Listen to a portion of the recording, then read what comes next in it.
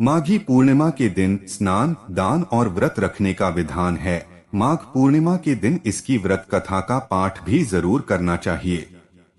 ऐसी मान्यता है कि माघ पूर्णिमा की व्रत कथा का पाठ करने से मनचाही इच्छा पूरी होती है और धन धान्य में वृद्धि होती है।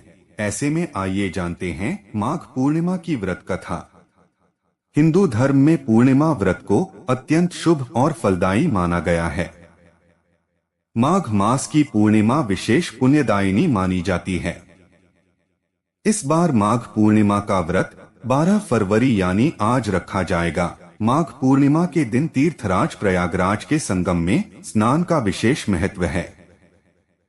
माघी पूर्णिमा पर गंगा स्नान के साथ साथ दान पुण्य और व्रत रखने का भी विशेष महत्व है। माघ पूर्णिमा पर व्रत रखने से जीवन में समृद्धि, सुख और शांति की प्राप्ति होती है। माघी पूर्णिमा के दिन इसकी व्रत कथा का पाठ जरूर करना चाहिए। ऐसी मान्यता है कि माघ पूर्णिमा की व्रत कथा का पाठ करने से मनचाही इच्छा पूरी होती है और धन धान्य में वृद्धि होती है।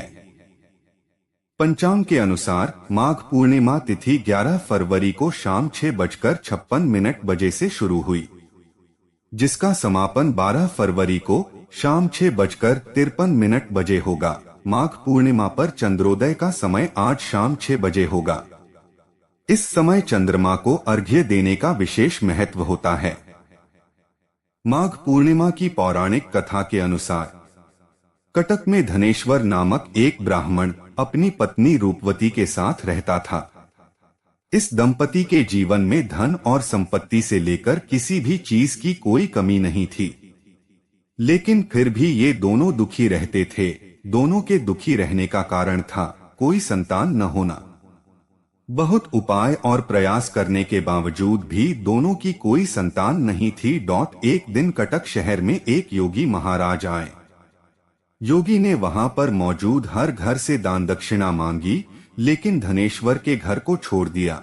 ऐसे में धनेश्वर और उसकी पत्नी ने योगी महाराज से पूछा कि आखिर आपने हमारे घर से दान दक्षिणा क्यों नहीं ली। इस पर योगी महाराज ने उन्हें बताया कि हम निसंतान लोगों से दान दक्षिणा नहीं लेते हैं।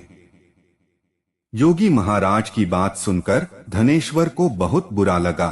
फिर भी उन्होंने योगी जी का आशीर्वाद लिया और उनसे पूछा कि क्या आप हमें कोई ऐसा उपाय बता सकते हैं जिससे हमें संतान की प्राप्ति हो सके।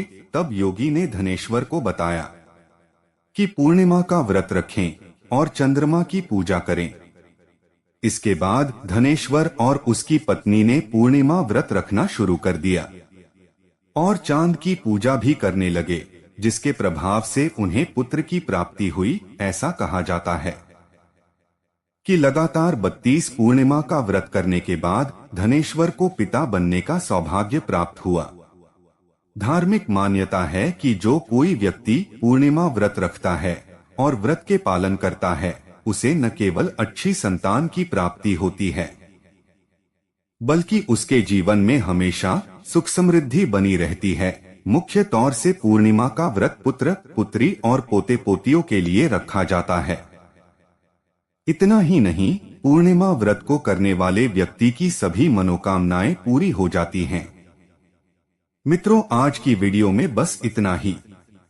मित्रों, आज की प्रस्तुति आपको कैसी लगी नीचे कमेंट करके अवश्य बताएं। ऐसी ही और धार्मिक और पौराणिक जानकारी के लिए हमारे चैनल को सब्सक्राइब करें।